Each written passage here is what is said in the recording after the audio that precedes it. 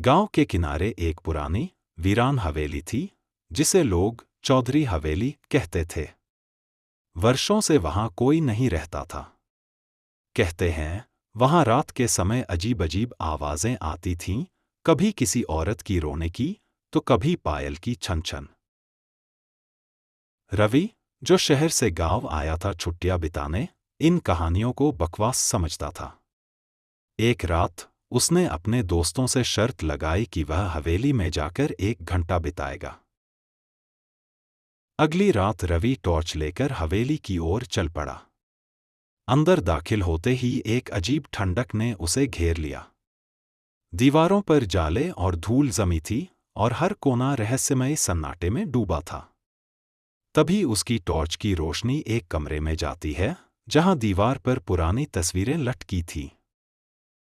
एक तस्वीर में एक औरत की तस्वीर थी, जिसने लाल साड़ी पहनी थी और उसकी आंखें जैसे रवि की ओर ही देख रही थी।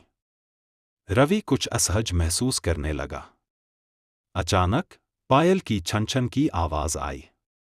वो मुड़ा, लेकिन वहां कोई नहीं था। फिर दरवाजा अपने आप बंद हो गया।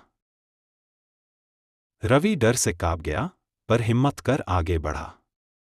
तभी पीछे से किसी ने धीमे से उसका नाम पुकारा, रवि।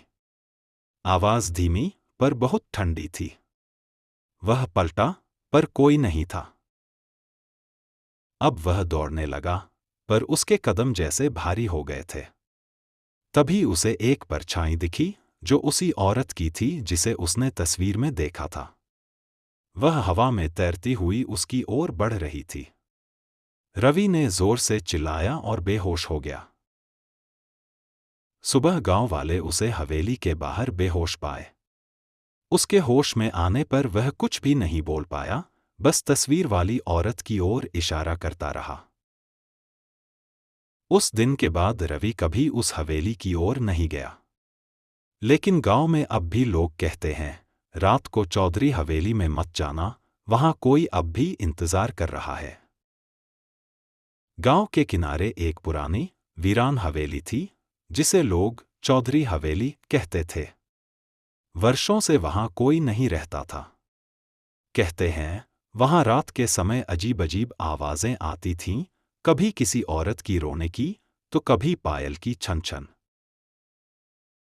रवि, जो शहर से गांव आया था छुट्टियां बिताने, इन कहानियों को बकवास समझता था। एक रात उसने अपने दोस्तों से शर्त लगाई कि वह हवेली में जाकर 1 घंटा बिताएगा।